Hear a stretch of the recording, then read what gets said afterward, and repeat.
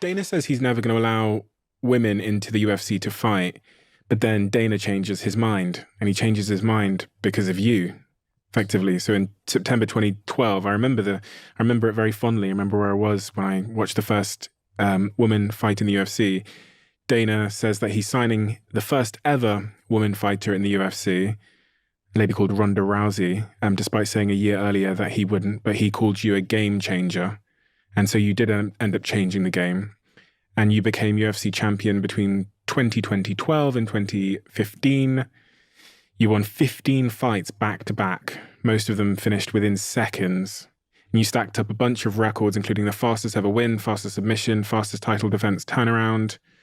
And you were voted the best female athlete of all time in a 2015 ESPN fan poll. And Fox Sports called you one of the defining athletes of the 21st century.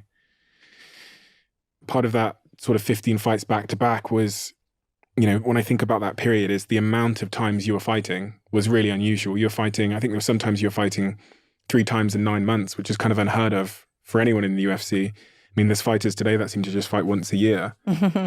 Why were you doing that? Why were you fighting so frequently? I was fighting that frequently because that's how often Dana called. And I told him that, if you sign me, I will be there to fight whenever you need me. And I never said no. And so anytime that I got an offer, or anytime one of the guys got hurt or fell out, I was always the one that would fill in. And, if there was I always fought on February's and August's and November's, the worst times of the years to fight, because that's when they needed somebody to come in and pick up the numbers. So I wasn't somebody holding out to only fight on the 4th of July card or New Year's card, which are the best, the highest viewed of the year. I would do whatever was best for the company, because that's what I promised, the role that I would fulfill. That was the deal that I made when I came in. And, nobody else has to do that. But I felt like I owed it to Dana. I promised him I would be there anytime that he needed me, and I was. If you could go back and give yourself advice on that day when you signed your UFC contract now, if you could time travel back to that Ronda and give her a little bit of advice, whisper in her ear, what would you say? I wouldn't change anything. You wouldn't change anything? Time travel is not possible. And I led myself to where I am now, and I'm happy with where I'm at. So I wouldn't fuck with it. When you got the news that you were going to be signing for the UFC as the first ever woman to fight in the UFC, how did that feel? Validating. Really? Yeah, and I was just really excited. I just felt like I was in on a secret that the whole world didn't know. And they were just starting to find out. And throughout that period, while you're the UFC champion, you take up acting, and you feature in a couple of films like The Fast and the Furious, The Expendables, etc. Was that something that you always had planned, or is that something that just arose as an opportunity? The movie stuff just kind of arose as an opportunity. But, once it became a possibility, I was like, of course I could be the next Bruce Lee, of course I could do great at this. And I felt like I was a good performer and, great physical performer as well. And I could combine the two in a way that nobody else could. So I went after it with the same kind of confidence I went after everything. On the 14th of November 2015, you had UFC 193, where you were lined up to fight Holly Holmes in Melbourne, Australia. I remember where I was when that fight happened. I didn't miss many UFC fights, and I still don't miss many, but it was a really sort of a huge turning point for a number of reasons. You were indestructible, basically. That's how the whole UFC community and I think the fan base saw you. But in that moment, as you said earlier on, there was an initial contact, and I watched the clip again earlier on. There's an initial contact. I think it was with Holly Holm's elbow, if I remember correctly. And then you talked about having this sort of issue with depth perception because of that initial contact, and that's actually what I see in that clip. I see from that first sort of strike that there is an issue with kind of understanding where Holly is, and that fight ends in a head kick. From that moment when you leave the octagon, how does your life and perception of everything change? Because it's interesting, the way that you were built up to that. You were I was going to say the top of the mountain. You're up in the clouds at that point. It was framed to everyone that you were fundamentally indestructible. And that's kind of what the marketing machine does. It does to everyone. they're fundamentally indestructible, but everyone, from Muhammad Ali to my friend Israel in the UFC, everyone has their day where we find out that everyone is a human being to some degree. From the moment you leave the UFC, what is life like from that point onwards when you get back into the medical room? Extremely depressing. That was my whole identity. It was being champion and undefeated, and it's just like soul crushing. It really was. I was just kind of like forced to face music before I was ready to, and I knew that it was going to catch up to me at some point, but I was more, I think, upset that there were so many people out there that were like reveling in it. And I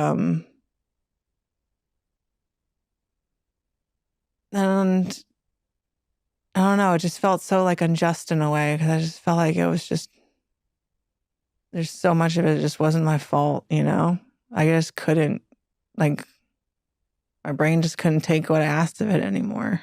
And my body took as much as it could until it literally broke. And I gave everybody everything that I had. And that wasn't enough for them. They hated me for not having more. So, I mean, it was tough. It was, I saw a whole bunch of people that I thought were friends just, turn on me. And it was really eye-opening in a way, though, to who true friends are, and what true happiness is, and that outward validation wasn't it. And so I think maybe he might have saved me in a way from going down the path of trying to like chase that high of everybody's, approval forever. But so I guess it was liberating in a way in the long run. If I was a fly on the wall that night when you left that octagon, what would I have seen? A lot of crying. I had to get my lip sewed up, the muscle underneath, and then the skin. I remember I was so out of it that I like bit off a chunk of my lip and spit it out like it was like a piece of chapped, like, like a chapped lip. Like that's how out of it I was. I was biting and chewing, like spitting out chunks of like the flesh in my lip. And people judging me for the decisions I was making while in that state, I think, is what bothered me the most. It wasn't so much that I lost. It was just that people thought that I didn't know how to fight. And, if I was at my full capacity, I don't think anyone could ever beat me. But I just, I was spent. I was running on fumes for so long that I didn't have any fumes left. And the moment that I ran out of fumes was, broadcast live to billions of people everywhere who all had their own assumptions about it, and none of them are right. And I felt like I couldn't speak up or say anything. And honestly, like whoever I tried to talk to, they didn't care about helping me communicate what I was trying to communicate. They just cared about getting as many clicks as possible. So I couldn't trust anyone to speak through. So I feel like this book was the only way that I could really communicate everything that I'd been holding on to for years. Because, it was really tough, but I literally fought until I couldn't fight anymore.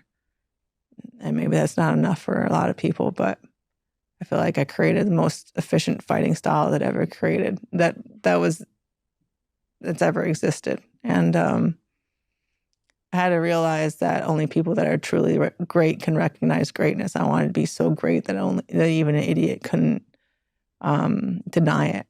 But then I realized after going into pro wrestling that retiring undefeated and taking the equity that I had with me wouldn't have been what was best for the sport. Even though I know that I'm better than all these girls and by a fucking long shot, and I always will be. Taking my equity away from me so that everybody knows that would actually tarnish my legacy. It wouldn't make everybody take the women after me seriously. And so it had to happen for the betterment of the sport.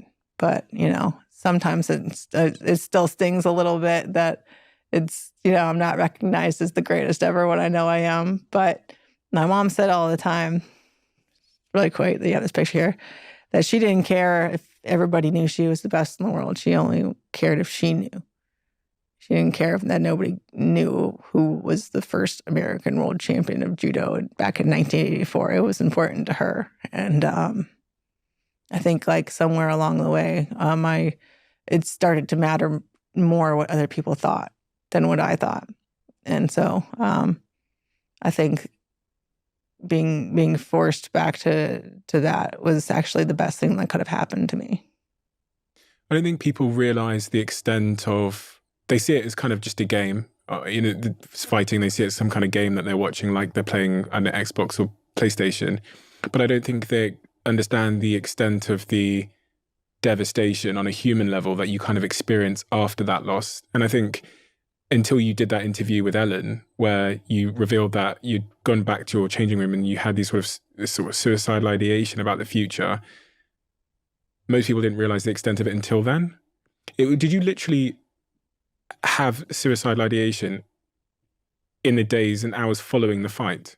No, it was basically like instantly when I came backstage. But, suicide is the kind of thing that becomes more prevalent if, it's in your family. And I've literally had 2 generations of suicide ahead of me. It's just something that it's always an option in your mind once it's shown to you, But I think that the fact that I was with Trav then, my husband now, that I just didn't want to take the pain that I had in me and give it to him, because that's how I experienced suicide was okay, you get to relieve yourself of that pain, but you pass it on to everybody else. And but my dad was dying anyway. He wouldn't have been able to prevent his death, and he was physically suffering every day, and so I understand that. And I didn't feel like I had the same kind of justification that I wasn't going to die anyway. So I was gonna live for him and for my family, so that they wouldn't have to take the pain that I was feeling onto them. Was that the hardest moment in your professional career? Professionally, yeah. Was it the hardest moment in your personal life? No, losing my dad was worse. You went on to fight Amanda Nunes at UFC 207 in 2016, and the fight ends again. And after this, you come to the decision that your time at the UFC is over, and you decide to move on to the WWE. There's a sort of a 2-year gap, I believe, about a 1-year gap between the Nunes fight and the WWE announcement. What happens in your life in that gap? I was mostly just being sad. I was just sad and high and playing video games and eating crepes. I mean, everybody wants to rush you through grieving things, but, I think it's important. And so I took that time to myself. I was also just so worn out from, like I said, running on fumes for years on end, and literally dragging myself out of bed every morning and having to dig deep every second of the day, that I just, wanted to dig deep and just disappear. I had, paparazzi and all kinds of crazy shit happening at the time. And I just didn't want to be famous anymore. So it was always more of a tool than a goal. And now that I didn't have fights to promote, I didn't need it anymore. But I guess it wasn't done with me. So I kind of had to disappear for a while to be left alone. Were you doing anything professionally during that period? Or were you just at home? I mean, I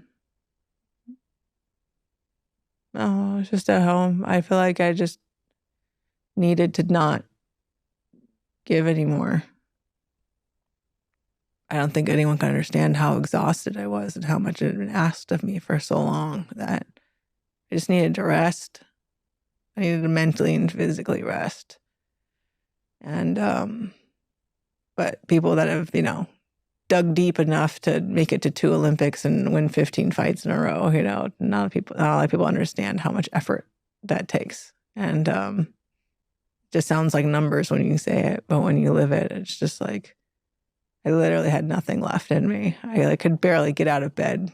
So, I mean, it's not the kind of like tired that you can take a long sleep from and wake up refreshed, you know? Like, it's like the kind of tired that takes like a year to recover from.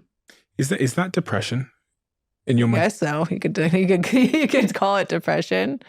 But you know, I didn't see anyone get diagnosed. If you love the Diary of a CEO brand and you watch this channel, please do me a huge favor. Become part of the 15% of the viewers on this channel that have hit the subscribe button. It helps us tremendously, and the bigger the channel gets, the bigger the guests.